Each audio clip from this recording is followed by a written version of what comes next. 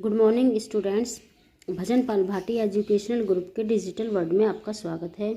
Dear students, Hindi बसंत भाग 3 के अंतर्गत हमारा जो प्रकरण चल रहा है वह है कामचोर कहानी। हमने कहानी को यहाँ तक पढ़ा, आज हम इससे आगे पढ़ेंगे। इतने में भेड़े सूप को भूलकर तरकारी वाली टोकरी पर टूट पड़ी।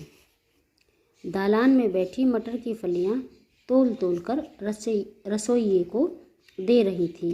वह अपनी तरकारी का बचाव करने के लिए सीना तान कर उठ गई। आपने कभी भेड़ों को मारा होगा तो अच्छी तरह देखा होगा कि बस ऐसा लगता है जैसे रुई के तकिए को कूट रहे हों। भेड़ को चोट ही नहीं लगती, बिल्कुल यह समझकर कि आप उससे मजाक कर रहे हैं वह आप पर ही चढ़ बैठेगी।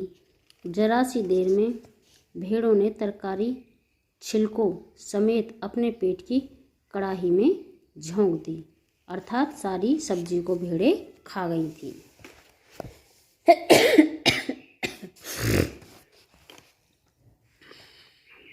इधर यह प्रलय मची थी, उधर दूसरे बच्चे भी लापरवाह नहीं थे।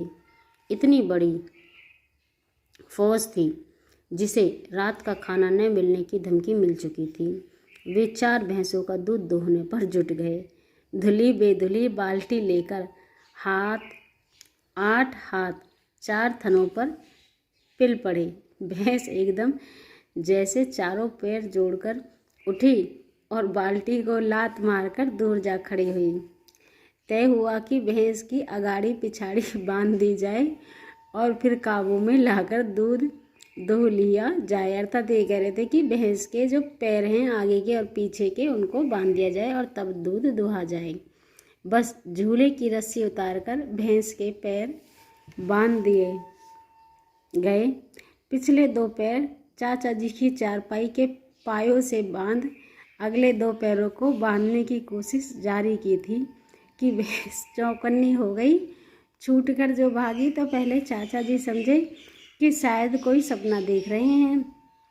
फिर जब चारपाई पानी के ड्रम से टकराई और पानी छलक कर गिरा तो समझे कि आंधी तूफान में फंसे हैं, साथ में भूचाल भी आया हुआ है।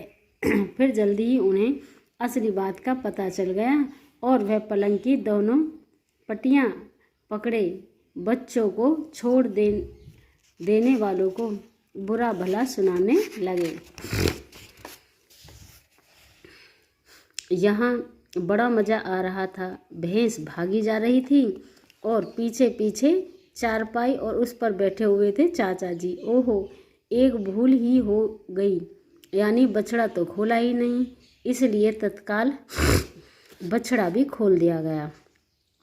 तीर निशाने पर बैठा और बछड़े की ममता में व्याकुल होकर भैंस ने अपने खुरों को ब्रेक लगा दिए, अर्थात भैंस रुक गई। बछड़ा तत्काल जुट गया। धोने वाले गिलास कटोरे लेकर लपके, क्योंकि बाल्टी तो छपाक से गोबर में जा गिरी थी।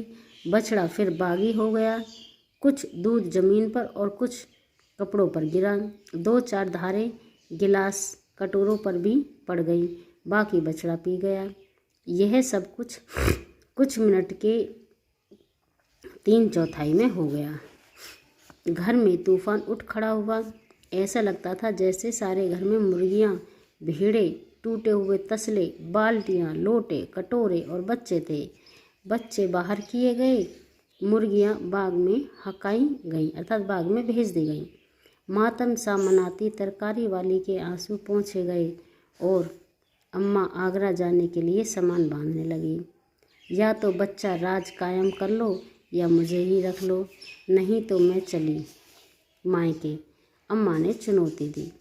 और अब्बा ने सबको कतार में खड़ा करके पूरी बटालियन का कोर्ट मार्शल कर दिया। अगर किसी बच्चे ने घर की किसी चीज़ को हाथ लगाया तो बस रात का खाना बंद हो जाएगा। ये लीजिए, इन्हें किसी करवट शांति नहीं। हम लोगों ने भी निश्चय कर लिया कि अब चाहे कुछ भी हो जाए हिलकर पानी भी नहीं पिएंगे।